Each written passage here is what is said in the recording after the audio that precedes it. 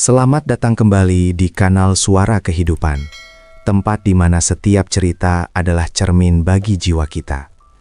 Kisah kali ini akan membawa kita menyelami relung hati seorang ayah yang dikhianati oleh darah dagingnya sendiri demi harta yang fana.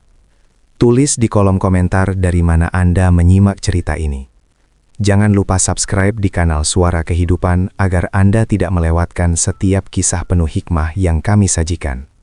Mari kita mulai. Sebuah perjalanan tentang bakti, keserakahan, dan rahasia besar di balik pintu yang terkunci. Jantungku terasa seperti remuk di dalam sangkar lusuk, bukan karena usia yang rentah, melainkan karena racun yang selama bertahun-tahun kusimpan rapat di ruang tamu ini.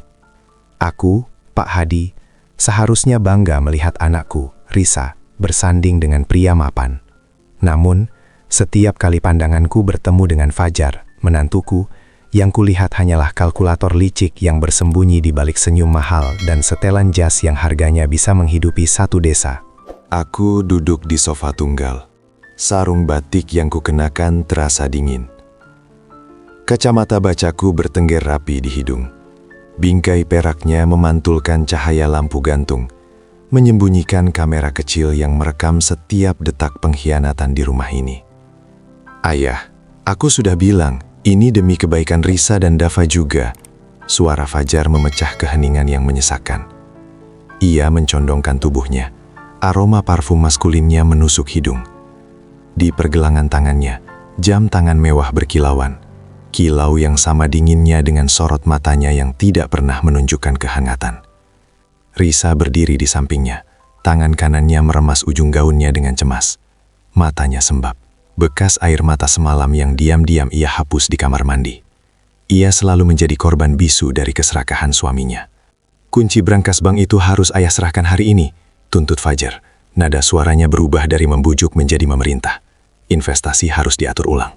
Jika ayah tidak tanggap, kita bisa kehilangan momentum pasar. Bohong. Fajar tidak peduli pada momentum pasar. Ia hanya peduli pada momentum di mana ia bisa mengubah nama kepemilikan asetku menjadi namanya sendiri. Dada tuaku sesak. Aku tahu persis. Cinta Fajar pada Risa adalah fiksi yang ia ciptakan agar bisa tidur di kasur yang sama dengan kekayaanku. 7 tahun pernikahan. Dan 7 tahun pula aku menyaksikan bagaimana uangku merusak kebahagiaan anakku. Aku menunduk, berpura-pura membaca majalah lama yang sudah tak kubaca. Air mataku menetes. Bukan tangisan keras yang memohon simpati, melainkan tetesan pahit yang jatuh diam-diam ke atas kain sarung batikku. Diserap sunyi. Ini adalah air mata pengkhianatan yang paling menyakitkan. Air mata seorang ayah yang melihat anak perempuannya dijadikan jembatan menuju harta. Aku tidak menjawab. Aku hanya merasakan dinginnya logam kacamata yang menempel di wajahku. Fajar tidak tahu bahwa malam ini ia akan mendapatkan lebih dari sekadar kunci brankas. Ia akan mendapatkan karma yang datang secepat kilat. Ayah dengar aku kan? Fajar mendesak. Kesabarannya menipis. Aku mengangkat wajahku. Rasa sakit itu kini berubah menjadi keputusan yang membaca. Aku menatap Fajar, pria tampan yang sebentar lagi akan menjadi sampah. Ya Fajar, aku mendengarmu. Jawabku pelan. Suaraku serak karena menahan gejolak di dada. Dan aku akan memberikan apa yang kau minta. Ya Fajar, aku mendengarmu. Jawabku pelan. Suaraku serak karena menahan gejolak di dada. Dan aku akan memberikan apa yang kau minta. Kata-kata itu terasa pahit di lidahku, seperti menelan pecahan kaca. Saat aku melihat binar kemenangan di mata Fajar, ingatan itu menyerbu, menusukku tanpa ampun. Aku ingat 5 tahun lalu, saat Risa baru melahirkan Dava. Fajar datang padaku, bukan dengan proposal bisnis, melainkan dengan janji-janji manis yang dibungkus ambisi tak terkendali. Ia meminta modal, jumlah yang fantastis, untuk memulai kerajaan yang katanya akan ia wariskan pada cucuku. Aku, bodohnya, percaya. Aku memberinya cek senilai puluhan miliar rupiah. Bukan pinjaman, tapi hadiah. Aku ingin melihat menantuku berhasil, melihat putriku bahagia, melihat Dava tumbuh dalam kemakmuran yang dibangun ayahnya sendiri. Air mataku tumpah saat mengenang kebodohanku. Uang itu, yang seharusnya menjadi pondasi masa depan, menguap dalam waktu kurang dari 12 bulan. Bukan karena krisis ekonomi, bukan karena kegagalan proyek, melainkan karena keserakahan yang tak tahu malu. Malam-malam yang ia habiskan di meja judi, mobil-mobil mewah yang ia beli hanya untuk dipamerkan, dan investasi bodong yang ia kejar demi keuntungan instan. Uang bukan masalah, ayah.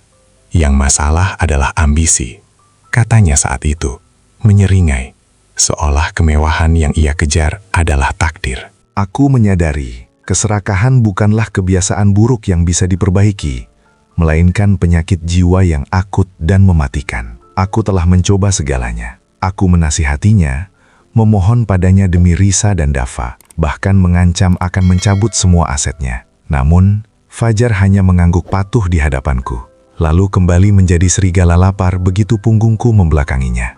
Rasa sakit itu, yang selama ini hanya berupa denyutan, kini berubah menjadi tekad membaca yang dingin. Aku tidak bisa lagi membiarkan pria ini menghancurkan warisan yang kubangun dengan darah dan keringat. Dan yang lebih penting, menghancurkan kebahagiaan putri dan cucuku.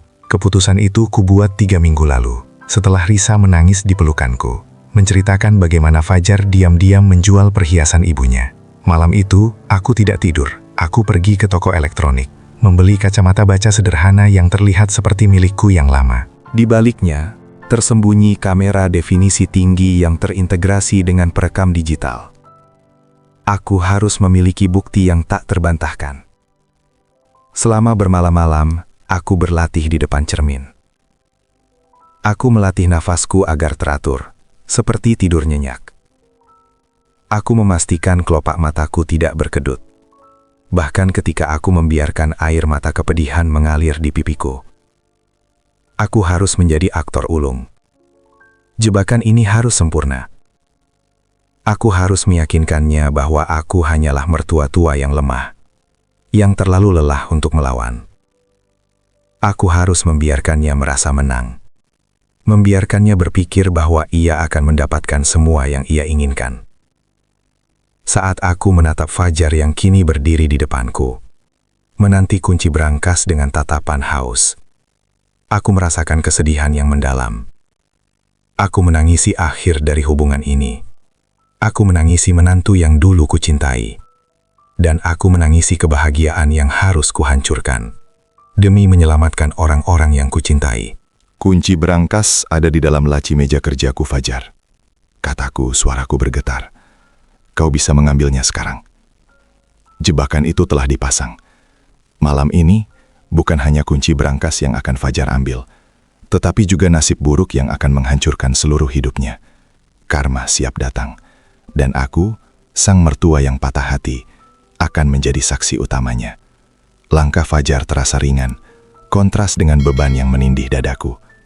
Ia berdiri, membenarkan setelan jas mahalnya. Seringai puas terukir di sudut bibir. Senyum itu, dulu kukira adalah cerminan ambisi seorang pemuda. Kini ku tahu, itu hanyalah topeng keserakahan yang menjijikan. Bagus, ayah, katanya. Suaranya dipenuhi nada kemenangan yang tidak sabar. Aku akan mengurus semua dokumen investasi malam ini juga. Semakin cepat ditandatangani, semakin cepat uangnya masuk. Risa, yang duduk di sofa, hanya mampu menundukkan kepala.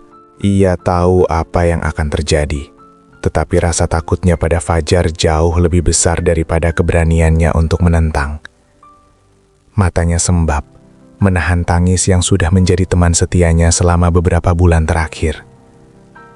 Tiba-tiba, Fajar menoleh ke arah Dava, cucuku yang sedang asyik menggambar di karpet ruang tamu. Jantungku mencelos. Aku tahu persis apa yang ada dalam pikiran liciknya. Dava sayang, panggil Fajar dengan nada yang dibuat semanis mungkin. Sebuah racun yang dibalut madu. Kemari nak, temani kakekmu ke ruang kerja ya. Kakekmu butuh bantuan untuk mengambil beberapa kertas penting. Dava yang polos, tanpa sedikit pun curiga, segera bangkit dari duduknya. Ia berlari menghampiri Fajar. "Kenapa kakek harus dibantu, Papa?" tanya Dava, mata beningnya menatapku. "Karena kakekmu sudah tua, sayang," jawab Fajar. Kata-kata itu menusukku lebih tajam dari pisau.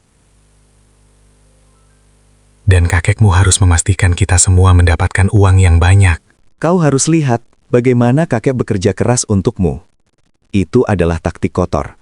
Fajar ingin Dava menjadi saksi. Agar kelak, ketika aku mengungkap kejahatannya, Dava akan meragukan siapa yang sebenarnya penjahat di sini.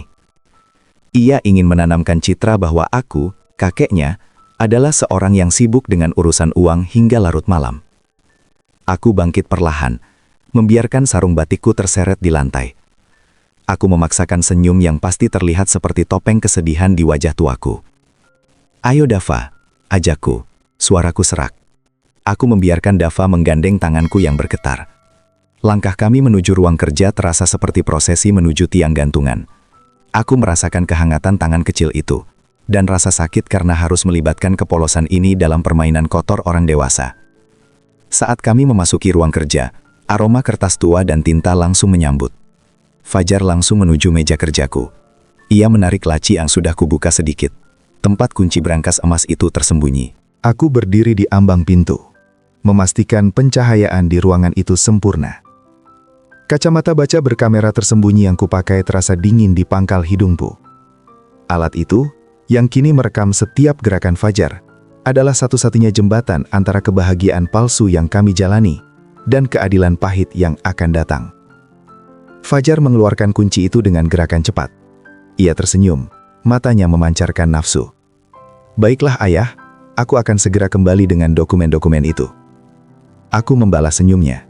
Senyum seorang ayah mertua yang patah hati, yang siap mengorbankan air matanya sendiri demi menyelamatkan masa depan cucunya.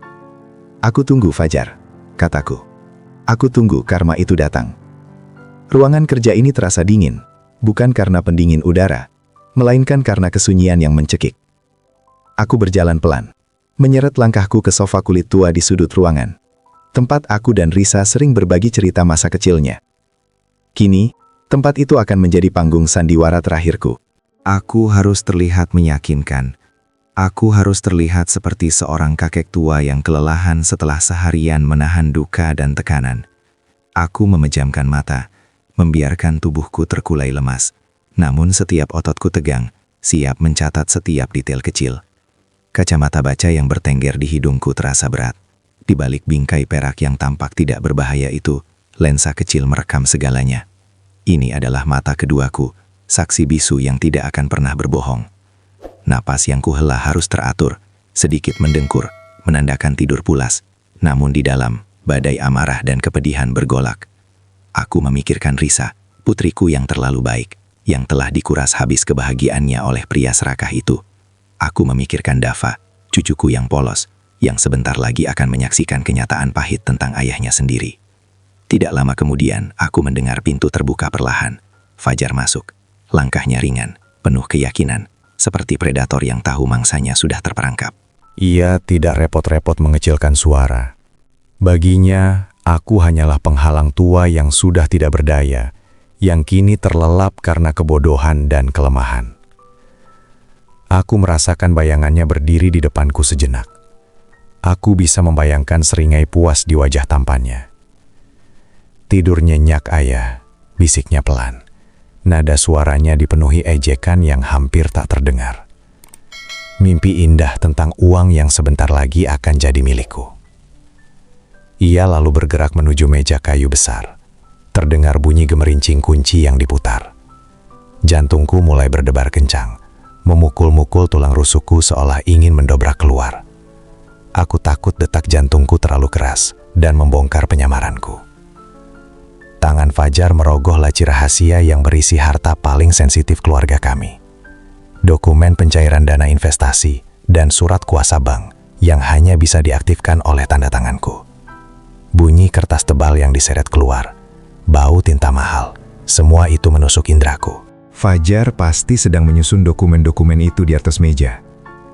Ia mengeluarkan pena emasnya, simbol kesuksesan palsu yang ia banggakan. Aku menahan napas. Rasa sakit di dadaku begitu nyata. Seolah ada tangan tak kasat mata yang meremas hatiku. Bukan hanya uang yang ia curi, tapi kepercayaan, martabat, dan sisa-sisa harapan yang kumiliki pada kemanusiaannya. Aku tahu persis apa yang ia lakukan. Ia tidak hanya mencairkan dana. Ia sedang menyiapkan formasi tanda tangan palsu. Ia akan berlatih. Ia akan memastikan setiap lekukan, setiap tekanan, meniru tanda tanganku dengan sempurna. Sebelum ia membawa dokumen itu ke bank besok pagi, air mata panas mendesak keluar dari sudut mataku. Namun aku menahannya dengan kekuatan yang tersisa. Aku tidak boleh bergerak. Aku harus diam. Membiarkan rekaman ini menjadi bukti tak terbantahkan. Biarkan kamera merekam nafsu murni yang terpancar dari matanya saat ia merencanakan kehancuran kami. Aku hanya bisa mendengar gesekan pena di kertas. Setiap goresan itu seperti belati yang menusuk dadaku. Lakukan, Fajar, teriakku dalam hati. Lakukan kejahatanmu. Karena di malam ini juga, kau akan membayar semua air mataku. Aku membiarkan kepedihan itu membanjiri diriku. Kepedihan seorang ayah yang harus mengorbankan kehormatan putrinya di depan hukum. Hanya agar keadilan sejati bisa ditegakkan. Aku menunggu detik-detik Fajar mulai menandatangani, mematung dalam tidur palsuku. Siap menyaksikan detik-detik karma itu diabadikan. Keheningan malam itu terasa seperti kain bludru hitam yang mencekik. Aku membiarkan tubuhku terkulai di kursi sandar, memalsukan dengkuran yang samar. Namun seluruh sarafku menjerit dalam kewaspadaan. Kacamata baca mahal yang bertengger di hidungku, yang di dalamnya tersembunyi lensa mini berdefinisi tinggi, merekam setiap detail dari drama yang akan segera merenggut sisa-sisa kehormatanku. Fajar bergerak. Bukan gerakan tergesa-gesa, melainkan gerakan penuh perhitungan seorang predator yang yakin mangsanya sudah tak berdaya. Ia duduk di meja kerja kayu jati, di bawah cahaya lampu temaram yang hanya menyoroti tumpukan dokumen. Suara gesekan jas mahalnya melawan kulit kursi terdengar nyaring di telingaku yang tegang. Lalu, suara itu datang. Denting logam tipis dan tajam. Fajar membuka tutup pena emasnya. Itu bukan pena murahan. Itu adalah instrumen yang akan digunakan untuk mengukir pengkhianatan di atas kertas hukum. Aku merasakan darahku dingin. Air mataku yang kering terasa membakar kelopak mata. Sebentar lagi, warisan yang kubangun dengan keringat dan air mata selama 65 tahun akan berpindah tangan hanya karena keserakahan. Kepalanya menunduk. Aku bisa melihat pantulan cahaya di wajah tampan liciknya. Matanya menyipit, penuh konsentrasi. Di depannya terhampar lembaran-lembaran surat kuasa dan pengalihan aset. Aku mendengar napasnya yang tertahan. Lalu, gesekan pertama. Ser. Suara ujung pena yang menyentuh kertas berharga itu terasa seperti kuku yang menggaruk papan hati. Itu adalah suara yang mematikan. Melodi kehancuran yang tak akan pernah bisa kuhapus dari ingatanku. Formasi tanda tanganku dikenal sangat rumit. Berlapis, dengan lengkungan ganda yang harus diakhiri dengan titik tersembunyi. Nyaris mustahil dipalsukan oleh orang awam. Matanya yang tajam menembus kegelapan ruangan, mencari konfirmasi bahwa Pak Tua ini benar-benar terlelap. Aku mengeraskan otot wajahku, mempertahankan ritme dengkuran palsu yang stabil. Jantungku berdebar kencang, namun aku harus tetap diam, membiarkan film pendek kejahatan ini berlanjut sampai akhir. Setelah yakin aku tak bergerak, seringai kecil muncul di sudut bibirnya, seringai sombong yang selalu membuatku wuak. Ia kembali menunduk, melanjutkan formasi tanda tangan itu dengan keyakinan yang baru. Selesai. Satu dokumen. Dan itu baru permulaan. Setiap detik yang berlalu, Setiap tanda tangan yang ia bubuhkan adalah bukti yang tak terbantahkan, yang akan menjatuhkannya ke dalam jurang kemiskinan dan hukum. Aku hanya perlu menunggu, membiarkan rasa sakit ini menjadi harga tiket menuju keadilan. Air mata seorang ayah akan dibayar lunas. Aku menahan napas, bukan karena ketegangan, melainkan karena rasa mual yang mendidih di perut. Lensa di kacamata bacaku menangkap setiap gerakan, setiap detail yang memuakan. Jari-jari Fajar yang panjang, yang dulu kupikir cekatan dalam berbisnis, kini cekatan dalam kejahatan. Pena emas itu meluncur di atas kertas glossy, meniru goresan tanganku yang gemetar. Ia melakukannya dengan keahlian yang mengerikan, seolah-olah penipuan adalah bakat bawaan. Ada jeda sesaat, saat Fajar mencondongkan tubuhnya ke depan, memastikan kemiripan sempurna. Lalu bunyi klik kecil terdengar saat ia menutup pena, meletakkannya di samping tumpukan dokumen yang kini telah dicuri identitasnya. Selesai. Formasi tanda tangan terakhir telah disempurnakan. Kepalanya terangkat dan senyum puas yang mengerikan memenuhi wajah tampannya. Senyum itu seolah berteriak, "Aku berhasil dan tidak ada yang bisa menghentikanku."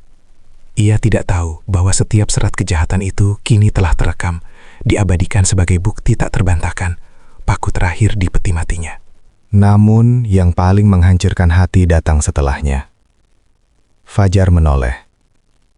Matanya beralih ke Dava, cucuku yang polos, yang sedang asyik bermain mobil-mobilan di karpet tak jauh dari meja. Dava menoleh. Matanya yang bening memantulkan cahaya lampu. Ia melihat ayahnya. Ia melihat tumpukan kertas itu, tanpa mengerti apa-apa. Fajar membungkuk sedikit, membuat suaranya dibuat lembut. Suara seorang ayah yang sedang mengajari kebaikan. "Lihat, Nak," katanya, sambil menunjuk dokumen-dokumen curang itu dengan ujung jari. Ayah hanya membantu kakek, agar uangnya tidak hilang. Kakek sudah tua, Nak. Ayah harus menjaganya. Jantungku serasa diremas. Hancur berkeping-keping. Rasa sakit ini jauh melampaui kerugian harta. Ia tidak hanya mencuri warisan. Ia meracuni pikiran cucuku. Ia menjadikan Dava, darah dagingku, sebagai tameng moral untuk kejahatannya. Betapa keji ia menggunakan kepolosan seorang anak untuk menjustifikasi keserakahannya yang busuk. Air mataku menetes, membasahi ujung baju koko putihku. Itu bukan air mata kekalahan, melainkan air mata kemarahan yang membeku. Aku tidak lagi melihat menantu di sana. Aku melihat iblis berjas mahal yang tega menipu orang tua dan menggunakan anaknya sendiri. Cukup. Rekaman ini sudah sempurna. Aku memejamkan mata, membiarkan sakit itu meresap menjadi tekad baja. Fajar, kau baru saja menanam benih kehancuranmu sendiri, disaksikan oleh mata polos yang kau jadikan alat. Malam ini, air mata mertua akan menjadi bencana bagi hidupmu. Senyum kemenangan Fajar mengembang, seringai yang mengoyak hati nuraniku. Ia melipat kertas laknat itu dengan gerakan yang terlalu santai, seolah ia baru saja menyelesaikan transaksi sepele, bukan merampok masa depan mertuanya sendiri. "Sempurna," bisiknya. Suaranya dipenuhi arogansi yang menjijikan. Tinggal menunggu proses administrasi selesai, dan semua ini akan menjadi milikku. Warisan ini akan berguna untuk modal ekspansi bisnisku. Aku hanya diam. Tubuhku menegang di balik sarung batik dan baju koko putih. Jari-jariku yang memegang bingkai kacamata baca bergetar sedikit. Aku menekan tombol mikro yang tak terlihat, memastikan lensa tersembunyi itu mengambil gambar close-up penuh dari tanda tangan palsu yang ia pamerkan sekilas sebelum dimasukkan ke dalam map kulit mahal.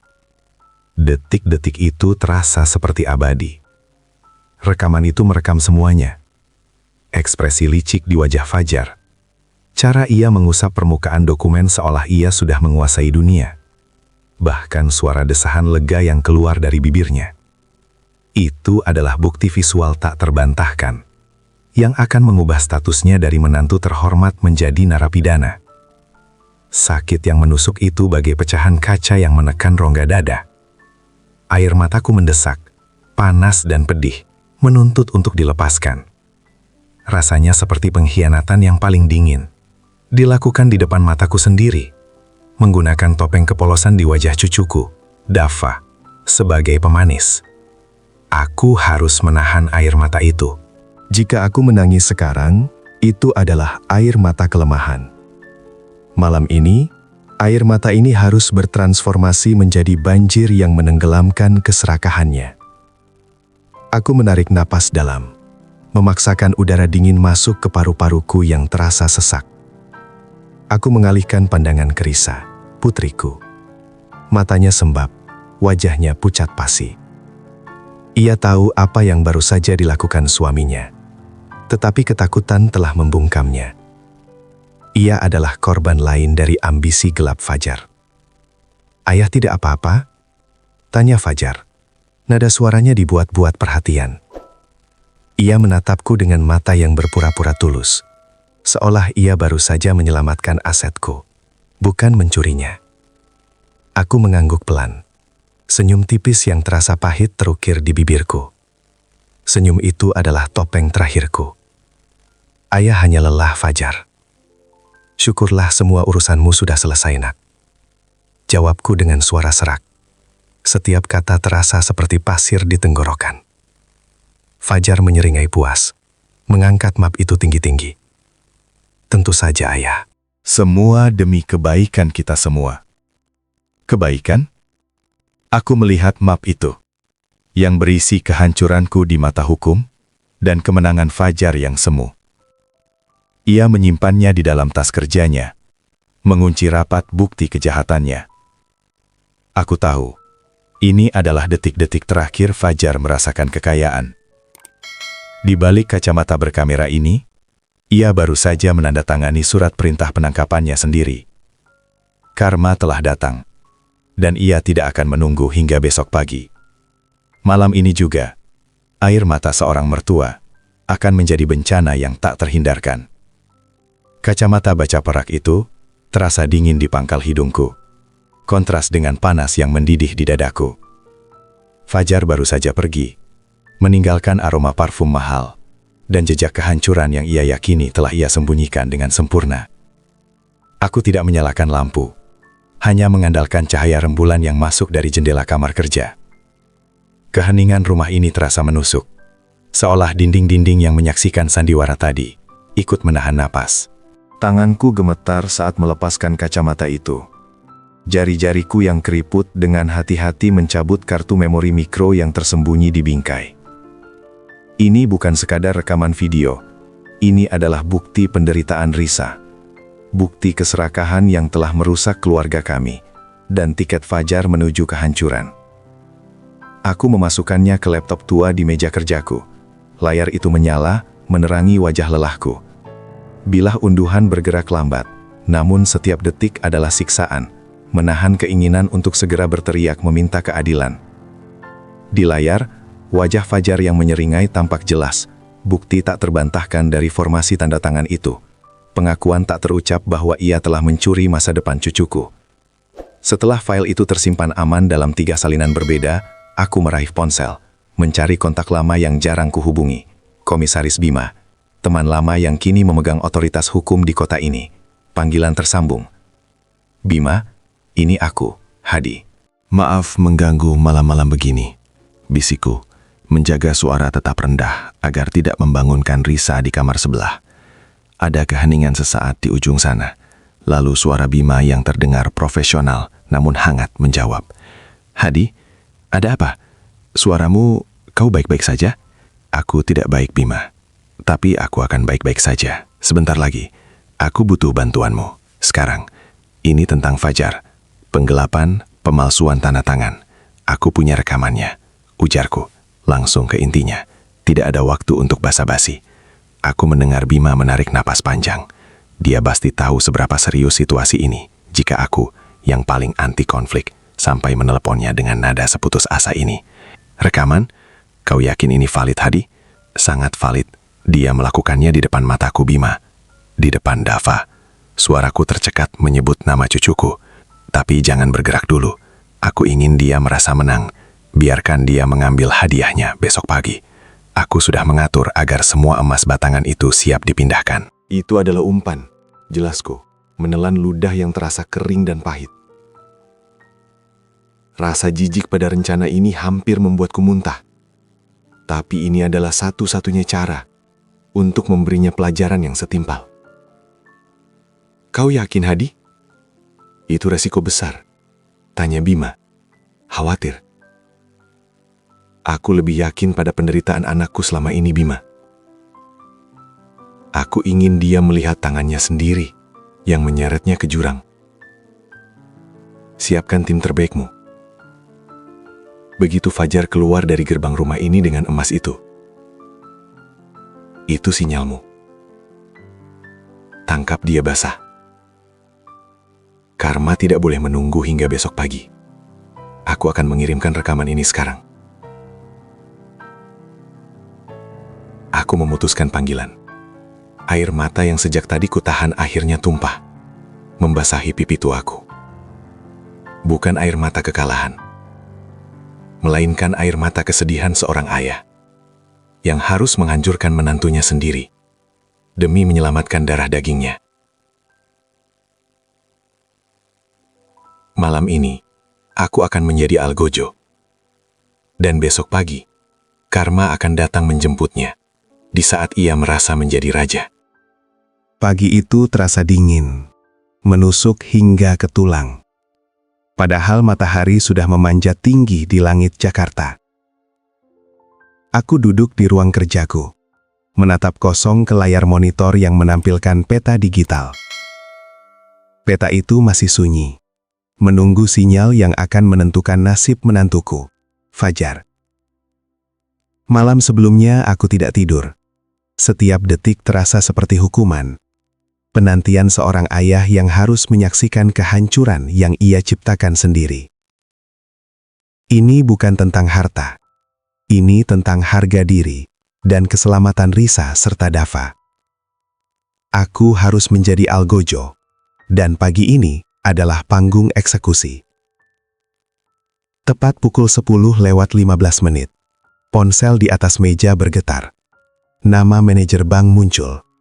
Aku menarik napas dalam-dalam, menenangkan detak jantungku yang berpacu liar. Bagaimana? Suaraku terdengar serak, hampir tak kukenali. Tuntas, Pak Hadi. Transaksi pencairan atas nama Bapak sudah dilakukan. Tanda tangan yang digunakan? Persis seperti yang ada di berkas yang Anda kirim tadi malam. Lapor suara formal itu mengandung sedikit rasa hormat dan teror. Sebuah sengatan dingin menjalar di punggungku. Fajar benar-benar melakukannya. Ia telah menjual jiwanya demi tumpukan emas yang ia yakini akan memberinya kekuasaan abadi.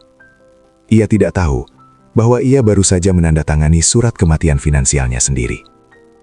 Dan perlakuannya, tanyaku, memastikan rencana berjalan sempurna. Sesuai instruksi, Pak. Semua batangan emas di brankas itu telah kami lapisi dengan bubuk fluoresen tak terlihat. Dan setiap batangan memiliki pelacak GPS mikro yang terpasang di salah satu sisinya. Saat ini, emas itu sedang dalam perjalanan keluar bank, dibawa oleh Fajar. Aku menutup mata, merasakan air mata kepedihan membasahi sudut mata tuaku. Emas batangan itu bukan hanya logam mulia. Itu adalah keringat dan darahku selama puluhan tahun. Warisan yang seharusnya menjadi masa depan Dava. Kini ia berubah fungsi menjadi umpan. Jerat yang akan mencekik leher serakah menantuku. Aku membuka mata dan menatap monitor. Titik merah kecil baru saja muncul di peta, bergerak perlahan menjauhi area bank. Pelacak itu bekerja. Terima kasih, bisikku kepada manajer bank, lalu memutus panggilan. Aku membayangkan senyum sombong Fajar saat ini. Jas mahalnya yang kini tanpa ia sadari telah tertempel bubuk tak terlihat yang akan bersinar mengerikan di bawah cahaya ultraviolet kepolisian. Tangan liciknya yang kotor karena telah memalsukan tanda tangan seorang ayah mertua yang sakit, kini pasti terasa ringan karena membawa kekayaan yang ia curi. Setiap detik pergerakan titik merah itu adalah penantian karma. Aku telah menukar warisan anakku dengan keadilan yang pahit. Ini bukan kemenangan. Ini adalah duka yang harus kuterima demi memastikan kebenaran tidak mati di tangan keserakahan. Aku meraih ponselku lagi. Saatnya menghubungi Komisaris Bima. Dia bergerak, Komisaris. Emasnya di tangan Fajar. Jangan biarkan dia merasa aman barang sedetik pun. Segera setelah dia tiba di tempat persembunyiannya, kita akan bertindak. Aku ingin dia tertangkap basah, dengan bubuk fluoresen itu menempel jelas di seluruh tubuhnya. Malam ini, karma harus datang menjemputnya. Aku duduk di sofa ruang tamu. Sarung batikku terasa dingin membalut kaki. Mata tuaku terpaku pada pintu mahoni yang tertutup rapat, menunggu. Di tanganku, ponsel tua itu terasa berat, seolah menggenggam bom waktu yang siap meledak. Tepat pukul 18.00, sebuah notifikasi bank muncul, memecah keheningan yang mencekam. Layar ponsel menyala, memuntahkan angka-angka yang menohok ulu hati. Pencairan aset emas telah berhasil. Napas yang sejak tadi kutahan akhirnya lolos, disertai desau nyeri yang merambati dada. Bukan jumlahnya yang membuatku tercekik, tetapi kenyataan bahwa warisan yang kujaga puluhan tahun, yang seharusnya menjadi bekal masa depan Risa dan Dava, kini telah berubah menjadi angka digital di tangan menantu serakahku. Air mataku tidak menetes, tetapi hatiku menangis, meraung dalam diam, karena harus merelakan segalanya demi sebuah keadilan yang mahal. Tak lama setelah notifikasi itu merobek batinku, suara deru mesin mobil Fajar memasuki pekarangan. Pintu terbuka. Fajar berdiri di ambang pintu, mengenakan setelan jas mahal yang baru dibelinya. Wajahnya berseri-seri, memancarkan aura kemenangan yang menjijikan. Ia menyeringai. Senyum sombong itu melebar hingga matanya terlihat menyipit karena puas. Tangan kanannya menjinjing sebuah koper kulit besar yang tampak penuh sesak dan berat. Koper itu adalah peti mati bagi nuraninya dan lumbung bagi keserakahannya. "Ayah," sapanya riang. Nada bicaranya seolah baru saja memenangkan lotre terbesar dalam hidup. "Ayah sudah makan malam?" Aku memaksa bibirku membentuk lengkungan yang menyerupai senyum. Senyum yang terasa kaku, palsu, dan berlumur kepedihan yang tak terperi. Aku harus terlihat hancur, terlihat pasrah, agar ia merasa benar-benar aman. "Sudah, Fajar, sudah," jawabku. Suaraku sengaja kubuat parau dan sedikit bergetar, menampilkan sosok mertua yang kalah dan rentah. Aku menahan diri untuk tidak meraih kerah bajunya dan berteriak bahwa aku tahu setiap detail kejahatannya. "Ayah senang melihatmu sukses." Kepedihan menusukku, tetapi aku harus menelannya mentah-mentah. Senyum palsu ini adalah harga yang harus kubayar agar Fajar berani melangkah ke dalam perangkap yang kubuat sendiri. Sebentar lagi, bubuk fluoresen di tangannya akan bersinar di bawah lampu ultraviolet, menerangi jalannya menuju karma yang tak terhindarkan. Malam ini, kemenangan palsunya akan berubah menjadi bencana. Dan air mata mertua ini akan menjadi saksi bisunya. Fajar tidak membuang waktu. Senyum kemenangan yang menjijikkan masih menempel di bibir liciknya saat ia membawa koper hitam berisi uang tunai itu. Langkahnya mantap menuju lantai atas, ke kamar utama yang ia tempati bersama Risa. Aku hanya diam, berdiri di ambang pintu ruang tamu, menyaksikan keangkuhan yang sebentar lagi akan runtuh menjadi debu. Aku mendengar bunyi klik yang keras, kunci yang berputar. Hartaku yang baru saja ia curi dengan formasi tanda tangan palsu itu, kini terkunci di sana. Di balik pintu kamar yang seharusnya menjadi sarang kebahagiaan putriku. Aku menelan ludah, menarik nafas panjang. Tangan tuaku merogoh saku baju koko. Aku mengeluarkan ponsel kecil yang tersembunyi di balik lipatan kain. Layar redup menunjukkan titik merah stabil di denah rumah. GPS aktif. Aku tahu persis di mana harta curianku berada. Koper itu dan bubuk fluoresen yang menempel di tangan Fajar sudah siap menjadi saksi bisu kejatuhannya. Tugas selanjutnya adalah yang paling berat. Tugas yang menghancurkan hatiku sebagai seorang ayah. Aku mencari Risa. Dia duduk di sofa ruang tengah. Matanya sembab, menatap kosong keluar jendela. Wajahnya adalah lukisan lelah dan ketakutan. Seperti bunga yang layu karena terlalu banyak badai. Aku duduk di sebelahnya. Kehangatan sarung batikku sedikit menenangkannya. Aku memegang tangannya. Dingin sekali. Seperti es. Sayang, suaraku bergetar, bukan karena takut, tapi karena rasa sakit melihat penderitaan putriku sendiri. Fajar, dia akan hancur malam ini juga. Risa menarik tangannya, seolah tersengat listrik. Matanya yang sembab kini membulat penuh horor. Ayah bicara apa? Suaranya pecah, dipenuhi keputusasaan. Cukup, aku mohon ayah, jangan membuat masalah lagi. Air mata deras membasahi pipinya yang tirus. Dia menggeleng kuat-kuat, menolak kebenaran pahit yang sudah lama ia rasakan. Fajar tidak mungkin melakukan itu. Dia hanya ambisius. Ayah tidak boleh menghancurkannya. Dia mencoba berdiri, namun kakinya lemas. Aku memeluknya erat, merasakan getaran tubuhnya yang histeris. Aku membiarkannya menangis di bahuku, membiarkan rasa sakit ini menjadi milik kami berdua. Dengarkan ayah, nak.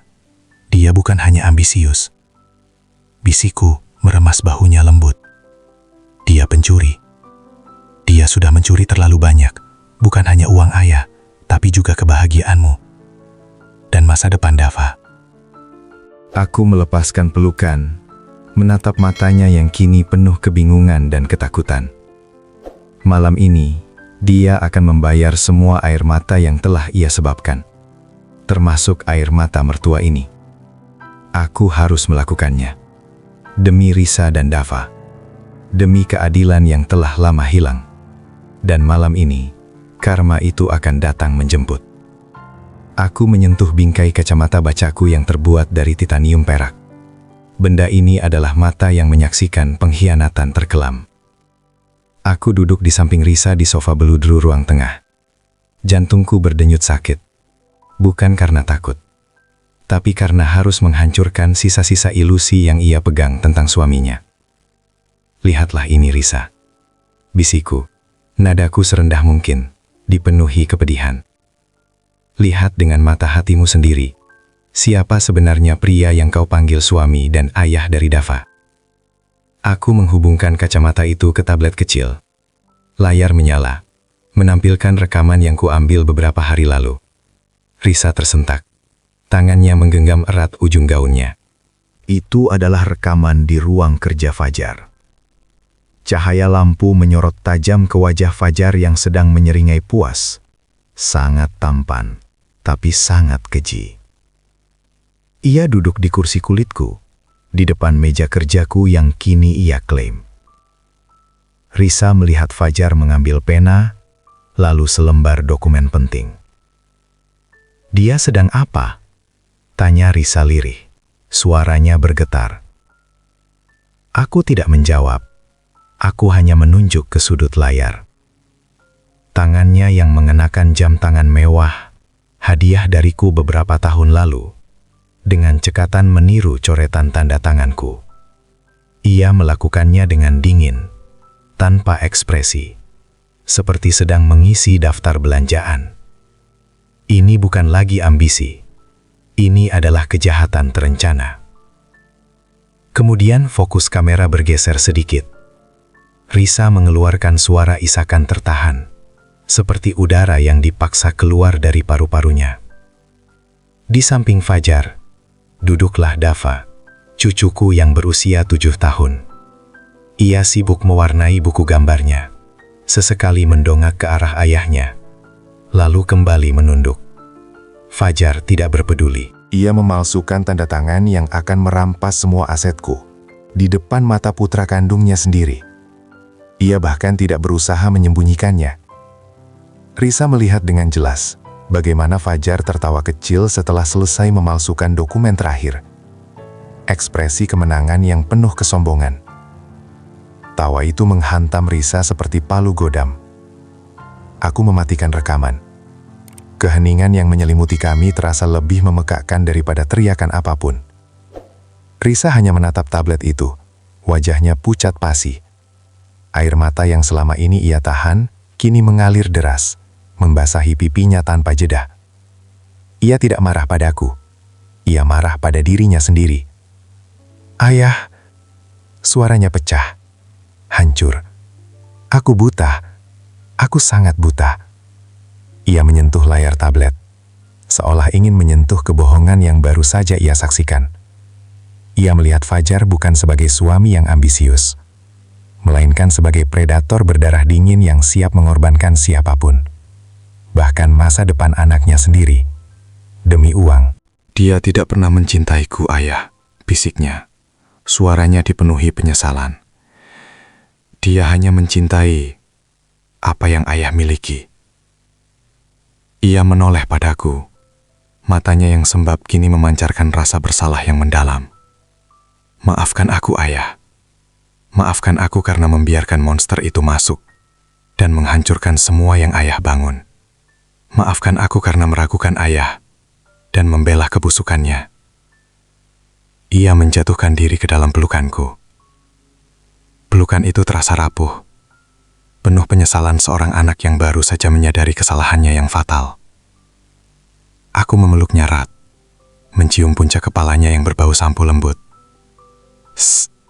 Ayah tahu, Nak. Ayah tahu, kau hanya terlalu tulus untuk melihat kejahatan sekecil itu. Aku membiarkannya menangis dalam dekapanku, menumpahkan segala kesedihan dan penyesalan yang selama ini terpendam. Air mata mertua ini akhirnya bercampur dengan air mata anakku. Malam ini, Risa telah kembali. Dan malam ini, kami siap menghadapi Fajar. Karma itu akan datang menjemputnya. Dan kali ini, tidak akan ada yang bisa menyelamatkannya. Jarum jam di dinding ruang tamu menunjuk angka 8 yang dingin. Keheningan yang sempat tercipta oleh tangisan Risa, kini digantikan oleh suara bising yang memuakan dari ruang makan. Fajar baru saja tiba. Ia pulang, bukan dengan penyesalan, melainkan dengan arogansi yang dibungkus aroma masakan mahal. Aku berdiri di ambang pintu. Sarung batik dan baju koko putihku terasa seperti jubah hakim yang menunggu waktu eksekusi. Di belakangku, Risa berdiri tedak. Meski matanya masih sembab, ia kini memancarkan kekuatan yang selama ini tersembunyi. Fajar duduk di meja marmer. Setelan jasnya masih rapi, jam tangan mewahnya berkilauan di bawah lampu kristal. Di depannya terhidang lobster termidor yang mengepul dan sebotol sampahnya impor yang baru saja dibuka. Ia merayakan kemerdekaan finansialnya. Kemerdekaan yang ia curi dari keringat dan warisan mendiang istriku. Oh, Pak Hadi, sapa Fajan. Nadanya dibuat-buat ramah, namun terselip seringai sombong yang menjijikan. Ia menuang sampahnya hingga buihnya meluap, seolah kekayaan itu tak akan pernah habis. Saya senang Anda masih terjaga. Saya baru saja memesan makanan terbaik. Anda tahu, merayakan awal baru. Ia menyesap sampahnya. Matanya menatapku seolah aku adalah debu yang sebentar lagi akan tersapu. Dava, cucuku, yang baru selesai makan malam, menatap ayahnya dengan mata polos, mencoba memahami kemeriahan yang terasa asing dan tegang ini. Ia belum mengerti bahwa perayaan ini dibangun di atas kehancuran kakeknya. Fajar meletakkan gelasnya, suaranya mengeras, penuh penghinaan. Saya harus jujur, Pak. Saya kasihan melihat Anda. Di usia senja begini, seharusnya Anda tidak perlu repot memikirkan perusahaan lagi. Itu melelahkan. Ia menyandarkan punggungnya ke kursi, membiarkan keangkuhannya memenuhi ruangan. Saya sudah mengurus semuanya, Pak Hadi. Saya sudah pastikan Anda bisa beristirahat yang tenang. Tidak perlu lagi memikirkan tagihan, tidak perlu lagi memikirkan rapat direksi yang membosankan. Ia tersenyum, senyum seorang pemenang yang baru saja menendang lawannya ke jurang. Sekarang Anda bisa menjadi kakek yang baik saja. Anggap saja ini hadiah dari menantu yang berbakti. Anda tidak perlu khawatir lagi tentang apapun. Jiwaku menjerit mendengar kata-kata itu. Betapa piciknya hati manusia ini, berani merayakan pengkhianatan di depan korbannya. Namun aku tidak membiarkan rasa sakit itu terlihat. Aku maju selangkah, membiarkan cahaya lampu menyorot wajahku. Aku menatap lurus ke mata Fajar, mata yang kini dipenuhi kerakusan murni. Aku hanya tersenyum, bukan senyum hangat seorang ayah, bukan senyum sabar seorang mertua, melainkan senyum yang dingin, sedingin marmer di bawah kakinya. Senyum yang menyimpan badai yang siap ia hadapi sebentar lagi. "Terima kasih Fajar," ucapku pelan. Suaraku stabil, tanpa getaran. "Kau benar." Malam ini, aku akan beristirahat dengan sangat tenang. Fajar tidak tahu, senyum dingin itu adalah hitungan mundur. Dan jam tangan mewah yang melingkari pergelangan tangannya akan segera menjadi rantai yang mengikatnya. Karma itu sudah berada di depan pintu. Aku berbalik dari Fajar, membiarkan punggungku menjadi dinding yang memisahkan antara sandiwara yang baru saja usai dengan kenyataan pahit yang harus kuhadapi. Langkah kakiku terasa berat saat aku berjalan menuju ruang kerja, meninggalkan ruang keluarga yang masih beraroma parfum mahal milik menantu serakahku. Di balik pintu kayu mahoni, aku menghela napas yang sudah kutahan sejak seminggu lalu. Kepalaku pening, bukan karena usia, melainkan karena keharusan untuk memilih antara keadilan dan kedamaian hati seorang ayah. Tangan tuaku gemetar saat meraih ponsel di atas meja. Jari-jariku menekan tombol, dan dalam hitungan detik, layar kecil itu memantulkan wajahku yang keriput dan penuh kesedihan. Ini adalah malam penghakiman. Malam yang akan menghancurkan fondasi rumah tangga putriku, namun menyelamatkan jiwanya. Aku harus menjadi algojo. Adrenalin memompa, terasa seperti es yang menusuk pembuluh darah. Aku merasakan kekuatan yang asing, yang hanya dimiliki oleh orang yang sudah kehilangan segalanya, kecuali martabat. Aku menempelkan ponsel ke telinga. Hanya beberapa detik, panggilan itu tersambung. "Bim," suaraku serak, namun aku memaksanya terdengar seperti besi. Itu adalah panggilan kepada Komisaris Bima, kawan lamaku yang memegang janji keadilan. Di seberang sana, terdengar desahan napas profesional, siap menerima instruksi. "Saatnya Bim," ucapku, menutup mata rapat-rapat. Setiap suku kata yang keluar terasa seperti belati yang menusuk dadaku sendiri. Lokasi di rumahku, Gold Bar ada di kamar utama. Aku mendengar suara-suara samar di latar belakang, instruksi yang cepat dan tegas yang diberikan Bima kepada timnya. Tidak ada pertanyaan basa-basi. Kami berdua tahu, ini adalah operasi senyap. Operasi penegakan kebenaran yang sudah lama kami persiapkan. "Saya mengerti, Pak Hadi. Kami bergerak sekarang," jawab Bima, singkat dan padat. Aku tidak menjawab, hanya memutus sambungan. Ponsel itu jatuh ke atas meja, menghasilkan bunyi samar yang terasa memekakkan di tengah keheningan ruang kerja. Aku menyandarkan dahi ke dinding dingin, mencoba menahan gelombang rasa sakit yang kini menerjang. Gold Bar, harta haram yang menjadi bukti tuntas keserakahan Fajar, yang akan menjadi penyebab kehancuran Risa. Aku membayangkan wajah Risa, putriku yang selalu cemas dan matanya sembab karena tekanan pernikahan yang beracun. Aku tahu, ketika Fajar diborgol dan kebohongannya terbongkar, ia akan menangis. Ia akan membenciku, ayah kandungnya, karena aku yang menjatuhkan palu godam ke atas rumah tangganya. Air mataku menetes, membasahi kain sarung batik yang kupakai. Ini adalah harga yang harus kubayar. Aku harus menghancurkan keluarga putriku sendiri, demi keadilan, demi memastikan Dava, cucuku, tidak tumbuh di bawah bayang-bayang ayah pencuri. Aku berdiri di sana, di tengah ruangan yang seharusnya menjadi tempatku beristirahat, namun kini terasa seperti medan perang. Aku merasakan adrenalin yang memompa, bercampur dengan rasa sakit yang tak terlukiskan. Aku telah menekan tombol kehancuran. Dan di malam ini juga, karma itu akan datang, secepat kilat. Aku menatap jam dinding. Kurang dari 20 menit. Aku hanya punya waktu 20 menit untuk menikmati sisa-sisa ketenangan. Sebelum badai besar itu benar-benar menerjang. Aku harus bersiap. Aku harus kuat. Demi Risa dan Dava. Aku menatap jam dinding. Kurang dari 20 menit. Aku hanya punya waktu 20 menit untuk menikmati sisa-sisa ketenangan. Sebelum badai besar itu benar-benar menerjang. Aku harus bersiap. Aku harus kuat. Demi Risa dan Dava. Aku duduk di sofa utama, menempati posisi yang selalu aku duduki sejak rumah ini dibangun. Sarung batikku terasa dingin di bawah sentuhan AC, dan baju koko putihku seolah menjadi perisai terakhir yang melindungi jantungku yang berdenyut sakit. Aku memegang tasbih kayu, bukan untuk menghitung zikir, melainkan untuk menenangkan getaran yang tak terhindarkan di ujung jariku. Fajar baru saja keluar dari ruang kerjanya. Wajahnya yang biasanya memancarkan kesombongan berbalut ketampanan, kini terlihat sedikit tegang.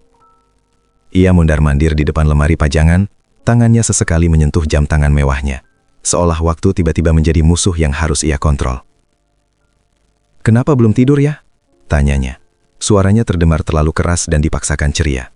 Ia mencoba tersenyum, tapi senyum itu tipis, seperti topeng yang mulai retak. Aku hanya memejamkan mata sesaat, lalu membukanya perlahan. Aku sedang menikmati malam, Fajar. Sudah lama rasanya aku tidak bisa duduk setenang ini di rumahku sendiri. Fajar tidak menanggapi kalimatku yang penuh sindiran halus itu. Ia justru mendekat ke jendela, seolah ia sedang menunggu kedatangan seseorang yang sangat penting atau sangat mengancam. Tepat pada detik itu, sebuah suara asing menusuk keheningan malam yang sunyi. Jauh, samar-samar, seperti rintihan yang dibawa angin. Namun iramanya sangat khas. Sirena. Gerakan Fajar langsung terhenti. Ia membeku. Tangannya yang semula ingin membuka tirai, kini tergantung di udara. Matanya bergerak cepat, mencari sumber suara yang kian mendekat. "Suara apa itu ya?" tanyanya. Nadanya berubah tajam, penuh kecemasan yang tak bisa disembunyikan lagi. Aku menghela napas panjang, seolah aku baru saja diganggu oleh hal yang sangat sepele. Aku menunjuk ke arah jalanan tanpa beranjak dari tempatku. "Mungkin ambulans, Fajar. Atau mungkin ada patroli polisi di jalan raya sana." "Biasa saja," jawabku. Suaraku datar dan tenang. Ketenangan yang justru menjadi racun bagi kegelisahan Fajar. Sirene itu tidak menjauh, justru semakin jelas, semakin dekat. Iramanya memecah batas ketenangan kompleks perumahan kami. Jantung Fajar mulai berdetak seperti genderang perang yang terdengar sampai ke telingaku. Ia menyentuh dasinya, lalu merapikan rambutnya yang sudah rapi. Gerakan-gerakan gelisah yang mengkhianati semua kepalsuan yang ia kenakan. "Kompleks kita aman ya? Tidak pernah ada kejadian di sini. Ini pasti ke perumahan sebelah," ujarnya. Lebih seperti meyakinkan dirinya sendiri daripada berbicara padaku. Ia kembali ke sofa, mencoba duduk. Namun pantatnya hanya menyentuh sedikit, siap melompat kapan saja. Aku menatap lurus ke depan. Air mata mertua ini sudah kering, digantikan oleh baja dingin yang harus kutunjukkan malam ini. Aku tahu persis, sirene itu bukan patroli rutin.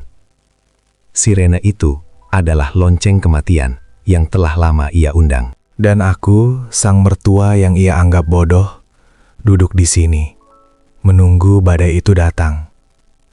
Aku harus melihatnya, melihat detik-detik kehancuran yang telah ia tabur sendiri. Sirene itu bukan lagi sekadar janji yang dibawa angin malam. Ia adalah kenyataan yang datang merobek sunyi. Sebuah raungan tajam yang berhenti tepat di depan gerbang rumahku. Suaranya mematikan semua percakapan, semua harapan palsu. Fajar, yang sedari tadi duduk di ujung sofa seperti burung siap terbang, langsung melompat seolah tersengat ribuan volt listrik. Wajah tampannya yang licik seketika luntur, digantikan oleh kepanikan murni yang memamerkan betapa dangkal jiwanya. Matanya membesar. Bola matanya bergerak liar mencari jalan keluar yang tidak pernah ada. "Tidak mungkin," desisnya. Suaranya tercekat. Ia menoleh ke arahku. Sejenak tatapan kebencian dan tuduhan dilemparkan padaku. Mertua yang ia anggap tak berdaya. Namun ia tak punya waktu untuk menuduh. Nalurinya yang serakah mengalahkan akal sehatnya. Yang ia pikirkan hanya satu, bukti kejahatan yang kini teronggok di kamar utama. Koper emas itu. Ia berlari menuju kamar, langkah kakinya yang berat dan tergesa-gesa terdengar seperti jenderang perang di lantai marmer. Aku hanya duduk. Kacamata baca masih bertengger di hidungku, menyaksikan drama kehancuran yang telah kususun dengan air mata dan kesabaran selama berbulan-bulan. Dari tempatku duduk, aku bisa mendengar Fajar di dalam kamar, napasnya memburu, suara gesekan keras koper kulit yang penuh emas itu ditarik paksa. Ia mencoba menyembunyikannya di bawah ranjang mewah yang ia beli dari hasil curiannya. "Ayah, apa yang terjadi?" Risa berlari dari dapur, wajahnya pucat pasi. Matanya sembab karena tekanan yang tak pernah berhenti sejak ia menikah dengan pria ini. Belum sempat aku menjawab, suara gebrakan keras menghantam pintu utama. Bukan ketukan, tapi tendangan brutal yang membuat kayu jati itu bergetar. "Buka, ini kepolisian!" Suara lantang dan tegas itu menembus dinding. Fajar pasti sudah tahu, ia tidak akan punya waktu. Ia mengabaikan teriakan Risa dan teriakan ketakutan Dava yang baru terbangun. Ia mendorong koper itu ke dalam kegelapan kolong ranjang, mencoba menyembunyikan masa depannya yang kini tinggal puing. Terlambat. Sebuah dentuman memekakkan telinga mengguncang fondasi rumah. Pintu itu bukan dibuka, melainkan didobrak paksa. Engselnya menjerit, kayu di sekitarnya pecah dan splintering. Udara dingin malam itu langsung dipenuhi aroma ketegasan hukum. Komisaris Bima berdiri di ambang pintu. Sosoknya tegap dan profesional, matanya menyapu ruangan dengan kecepatan kilat. Di belakangnya, beberapa petugas bersenjata lengkap masuk. Laras senjata mereka berkilat di bawah cahaya lampu ruang tamu. Fajar keluar dari kamar, keringat dingin membanjiri pelipisnya.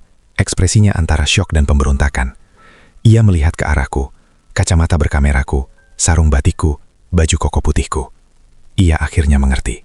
Fajar Satria, Anda ditahan atas tuduhan pemalsuan dokumen dan penggelapan dana perusahaan. Suara Komisaris Bima terdengar mematikan. Di malam itu juga, keangkuhan Fajar hancur menjadi debu. Aku melihat Dava, cucuku yang polos, berdiri di belakang ibunya, menyaksikan ayahnya, pahlawan palsunya, dikepung oleh polisi. Air mata yang sudah kering di wajahku kini terasa hangat kembali. Namun, ini bukan air mata kesedihan, melainkan air mata keadilan yang akhirnya datang, meski harus dibayar mahal oleh hati seorang mertua. Karma telah jatuh miskin di malam itu juga. Fajar tertawa, tawa yang bukan berasal dari kegembiraan, melainkan dari keputusasaan yang diselimuti keangkuhan. Tawa itu menggema, memecah keheningan yang mencekik di ruang tamu yang kini dipenuhi seragam polisi. Ia menoleh padaku. Matanya menyala penuh api kebencian yang selama ini ia sembunyikan di balik topeng menantu teladan. "Gila, kau sudah tua dan pikun, Hadi," teriak Fajar, suaranya serak dan tajam. Ia mengibaskan tangan, menunjukku dengan jam tangan mewahnya. "Semua ini rekayasa. Kau cemburu karena aku bisa mengelola perusahaan lebih baik darimu. Kau ingin menghancurkanku hanya karena aku menantumu yang sukses." Risa, yang berdiri di sampingnya, meraih lengan Fajar dengan tangan gemetar. Wajahnya pucat, air mata membasahi pipi tanpa suara. Dava menarik ujung gaun ibunya. Mata polosnya merekam setiap detik keruntuhan ini. Aku tidak menjawab. Kata-kata Fajar hanyalah gema kosong. Setelah sekian lama aku memilih diam demi kedamaian keluarga, kini giliran kebenaran yang berbicara. Hatiku terasa nyeri, bukan karena tuduhan itu, melainkan karena keharusan menghancurkan citra ayah di mata cucuku sendiri. Aku merogoh saku baju koko putihku. Dengan tangan yang sedikit bergetar, aku mengeluarkan proyektor mini. Ukurannya tidak lebih besar dari kotak korek api. Alat kecil inilah yang menyimpan jeritan keadilan yang selama ini tertahan. Aku menekan tombol. Cahaya biru tipis memancar. menembak dinding ruang tamu yang tadinya putih bersih, kini menjadi layar hitam putih yang kejam. Di dinding, wajah Fajar terpampang besar. Itu adalah rekaman yang diambil langsung dari kacamata bacaku. Kacamata yang selalu ia anggap remeh sebagai aksesori orang tua. Fajar di meja kerjanya, larut dalam keheningan malam. Ia menyeringai puas. Tangannya memegang pena, meniru formasi tanda tanganku di atas tumpukan dokumen yang tebal. Jelas terlihat, tanpa keraguan sedikit pun, ia sedang memalsukan tanda tangan. Suara gesekan pena itu, suara pengkhianatan itu, terdengar jelas di ruangan yang sunyi mencekam. Seringai Fajar di rekaman itu begitu menjinjikan, begitu meremehkan. Fajar yang asli, yang berdiri di depanku, tiba-tiba berhenti berteriak. Kemarahan di wajahnya lenyap seketika, tergantikan oleh kengerian yang dingin. Wajahnya yang tadi merah padam karena amarah, kini seputih kertas HVS di rekaman itu. Ia menatap dinding, seolah melihat hantu masa depannya sendiri yang baru saja muncul dari kegelapan.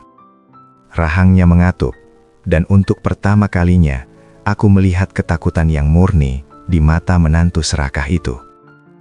Risa terisak keras, tangannya menutupi mulut. Ia tidak lagi melihat suaminya, melainkan seorang penipu yang bersembunyi di balik jas mahal. Komisaris Bima maju selangkah, suaranya rendah namun mematikan. Bukti yang tak terbantahkan, Tuan Fajar. Di sana, di antara cahaya proyektor yang meredup, keangkuhan Fajar hancur menjadi debu. Air mata yang hangat kembali mengalir di pipiku. Bukan air mata kesedihan, melainkan air mata keadilan yang akhirnya tuntas. Karma telah jatuh miskin di malam itu juga. Dan aku, sang mertua yang terluka, hanya bisa berdiri diam, menyaksikan bencana yang ia ciptakan sendiri. Aku berdiri, tubuhku terasa seperti batu yang dipahat oleh kesedihan dan kelegaan yang dingin. Di sudut ruangan, Fajar masih terdiam. Kemarahannya telah digantikan oleh ketakutan yang menggerogoti. Komisaris Bima tidak membuang waktu. Ia memberi isyarat pada dua petugas yang berdiri di ambang pintu. Mereka masuk, membawa sebuah koper aluminium berukuran sedang. Koper itu diletakkan di atas meja marmer di depan kami, tepat di sebelah proyektor yang kini hanya menampilkan layar biru kosong. Ini adalah koper yang kami temukan di dalam mobil Anda, Tuan Fajar, ujar Bima. Suaranya seperti bilah pisau yang diasah perlahan. Risa terisak pelan, menyembunyikan wajahnya di bahu Dava yang polos. Anak sekecil itu harus menyaksikan pemandangan yang menghancurkan jiwa ini. Dengan gerakan yang tenang, Komisaris Bima membuka pengait koper tersebut. Seketika cahaya kekuningan yang menyilaukan memenuhi ruangan. Benda-benda di dalamnya bukanlah pakaian atau dokumen, melainkan susunan emas batangan yang tersusun rapi, memantulkan cahaya lampu gantung kristal. Emas itu, simbol keserakahan yang telah menghancurkan keluargaku. Aku bisa melihat Fajar menelan ludah. Wajahnya yang semula tampan dan sombong, kini keruh, seperti air yang diaduk lumpur. Ia mencoba mencari kata-kata, namun pita suaranya seolah terikat benang tak kasat mata. Tentu saja, Anda akan menyangkal ini milik Anda, lanjut Bima, tersenyum tipis, senyum yang tidak mencapai matanya. Namun, kami telah melakukan persiapan. Kami telah melapisi setiap batangan ini dengan bubuk fluoresen khusus. Bubuk itu tidak terlihat mata telanjang, tetapi akan menempel pada siapapun yang menyentuhnya. Jantungku berdebar kencang. Ini dia, detik-detik karma yang telah kutunggu, detik-detik kehancuran yang harus ia rasakan. Silahkan Tuan Fajar, perintah Bima. Nadanya berubah mutlak. Sentuhlah salah satu batangan emas itu. Tidak perlu mengambilnya. Cukup sentuh permukaannya. Fajar menggeleng. Matanya memohon. Saya tidak mau. Saya tidak pernah menyentuhnya. Sentuh. Ulang Bima. Lebih tegas. Fajar tahu, ia tidak punya pilihan. Dengan tangan yang gemetar hebat, ia menjulurkan jari telunjuknya yang berhias cincin berlian. Ujung jarinya menempel sekilas pada permukaan emas yang dingin itu. Komisaris Bima kemudian mengeluarkan sebuah senter kecil dari sakunya. Senter itu bukan senter biasa. Matikan lampu utama. Perintah Bima kepada seorang petugas. Ruangan seketika diselimuti kegelapan yang pekat, hanya menyisakan cahaya redup dari monitor. Bima menekan tombol senter. Cahaya ultraviolet, UV, yang misterius menyala, menerangi seisi ruangan dengan spektrum warna ungu kebiruan yang dingin. Aku tersentak. Di dalam cahaya itu, pemandangan yang paling mengerikan dan paling memuaskan terungkap di depan mataku. Tangan Fajar, mulai dari ujung jari hingga pergelangan tangannya, bersinar terang benderang. Warnanya hijau neon yang mencolok, seperti cairan radioaktif yang mematikan. Bubuk fluoresen itu telah mengkhianatinya. Tak hanya tangannya, permukaan emas batangan yang baru disentuhnya juga memancarkan pijar hijau yang sama. Itu adalah bukti fisik tak terbantahkan, tanda tangan kejahatan yang terlukis di tangannya sendiri. Fajar menjerit pelan, bukan karena rasa sakit, melainkan karena kesadaran yang menghantamnya. Ia telah tertangkap basah. Ia mencoba menggosok tangannya ke jas mahalnya, tetapi cahaya hijau itu tak mau hilang, justru menyebar sedikit demi sedikit. Risa terisak keras, kali ini isakan kepedihan yang menyayat hati. Ia menatap suaminya, menatap tangan serakah itu, dan seolah melihat monster yang selama ini tidur di sampingnya. Aku merasakan air mata panas mengalir deras di pipiku. Karma itu kejam. Ia tidak memilih waktu dan tempat. Ia menghukum Fajar di depan mata istrinya, di depan mata putra kecilnya Dava, yang kini menatap tangan ayahnya dengan mata polos penuh kebingungan. Keadilan telah tuntas, namun harganya adalah kehancuran sebuah keluarga. Dan aku, sang mertua yang terluka, kini harus menanggung sisa puing-puing keserakahan ini. Di malam itu juga, Fajar jatuh miskin. Bukan hanya harta, tetapi juga harga diri. Bunyi klik logam itu, meskipun kecil, menggelegar di ruang tengah yang sunyi.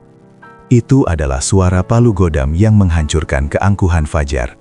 Komisaris Bima, dengan ketegasan yang dingin, memastikan borgol perak itu melingkari pergelangan tangan Fajar. Tangan yang selama ini digunakan untuk menandatangani dokumen curang, kini terkunci dalam formasi yang tak terhindarkan. Wajah Fajar, yang semula hanya menunjukkan kemarahan dan penolakan, kini runtuh total. Ia bukan lagi menantu berjas mahal yang menyeringai sombong, tetapi seorang terdakwa yang ketakutan. Keringat dingin membasahi pelipisnya, membasahi rambutnya yang ditata rapi. Jam tangan mewahnya tampak ironis melingkari tangan yang baru saja diborgol. "Ayah!" jeritan pilu Dava memecah kesunyian. Anak kecil itu berlari. Seragam sekolahnya yang lusuh tampak kontras dengan kemewahan yang baru saja hancur. Dava tidak mengerti borgol itu. Ia hanya melihat ayahnya yang tinggi, tampan, kini dipaksa berdiri dengan tangan terikat. "Ayah kenapa? Jangan bawa ayah!" Dava menarik-narik ujung jas Fajar. Air matanya membanjiri pipi polosnya. Fajar menatap Dava. "Untuk pertama kalinya, aku melihat penyesalan yang nyata di mata menantuku. Penyesalan yang datang terlambat." "Dava, jangan nak. Ayah harus pergi sebentar." Suara Fajar serak, dipenuhi keputusasaan yang melumpuhkan. Risa berdiri di sampingku, tidak mengeluarkan suara. Ia hanya menutup mulutnya dengan kedua tangan. Bahunya bergetar hebat. Isak tangisnya tertahan, menciptakan getaran yang menyakitkan di udara. Ia hancur. Ia kehilangan suaminya, meskipun suaminya adalah seorang penjahat. Aku menatap Fajar lekat-lekat. Pria yang pagi hari masih berstatus miliarder, pemilik perusahaan, kini hanyalah narapidana. Kekayaan yang ia banggakan, jas mahal yang ia kenakan, semuanya menjadi saksi bisu kejatuhannya. Karma itu secepat kilat. Komisaris Bima menepuk bahu Fajar, mengisyaratkan untuk bergerak. Saat Fajar diapit petugas dan mulai melangkah menjauh, matanya bertemu mataku. Di sana, aku melihat kebencian, tetapi juga pengakuan. Ia kalah. Lalu air mataku tumpah.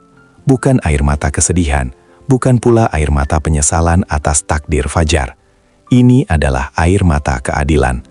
Air mata yang terasa panas, membasuh luka hati yang telah mengering selama bertahun-tahun. Beban berat di pundakku terlepas bersamaan dengan langkah Fajar yang menjauhi rumah ini, menjauhi kekayaan yang ia curi. Di malam itu juga, Fajar jatuh miskin. Bukan hanya harta yang hilang, tetapi juga harga diri di depan putranya sendiri. Aku hanya bisa memejamkan mata, merasakan kepahitan yang bercampur dengan kelegaan. Keadilan telah tuntas, namun harganya adalah kehancuran sebuah keluarga. Sahabat Suara Kehidupan, adakah pelajaran yang bisa kita petik dari ketegaran Pak Baskara hari ini? Bagikan pendapat Anda di kolom komentar. Jika kisah ini menyentuh hati Anda, silahkan tekan tombol like dan bagikan video ini kepada orang-orang tersayang sebagai pengingat akan mulianya bakti kepada orang tua. Terima kasih telah menemani kami hingga akhir cerita. Saya dari Suara Kehidupan, pamit undur diri. Sampai jumpa di kisah bermakna selanjutnya. Ingatlah, hargai mereka yang menjadi alasan Anda ada di dunia ini, sebelum penyesalan menjadi satu-satunya kawan dalam sepi.